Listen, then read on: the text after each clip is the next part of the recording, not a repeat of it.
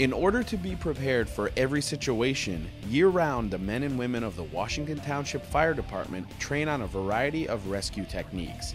In April, the department, in partnership with Bowling Green State University, held a confined space training exercise at Washington Township's administration building.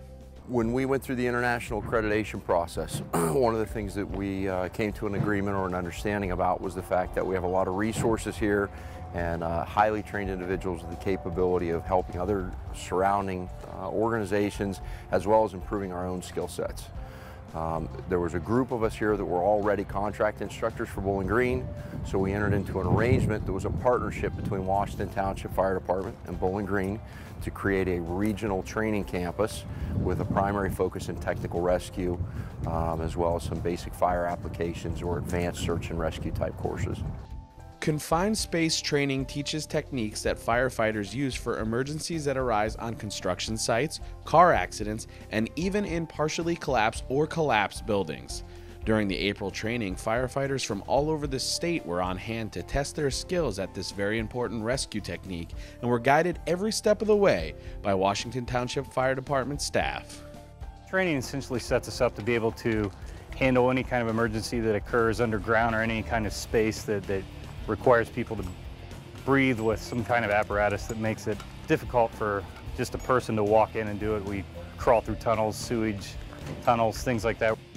Today was live evolutions of confined space training. It was basically getting hands-on from the command aspect and running a lot of the ventilation aspects and the entry aspects. This is one of a 6-part series that students from all over the state of Ohio attend to receive their initial certification as Level 1 technical rescuers. The confined space course is designed to give these students a basic skill set level to identify confined spaces, understand all of the OSHA and NFPA requirements that revolve around entry and rescue, and then perform rescue operations within those spaces. So we've developed a training simulator here at Washington Township to try and throw as many challenging environments at the students as possible, to give them a broad array of skill sets so that when they go back to their departments they can develop their own confined space programs or participate in confined space rescue with their corresponding organizations. The Washington Township Fire Department is one of the only departments in the state that offers this type of training. The department benefits in many ways from offering trainings like confined space, especially when it comes to keeping traveling costs down.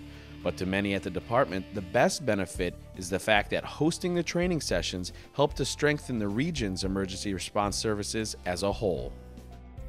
The training itself actually is one of the few in the state that firefighters from all over the state can get certified in the discipline of rescue.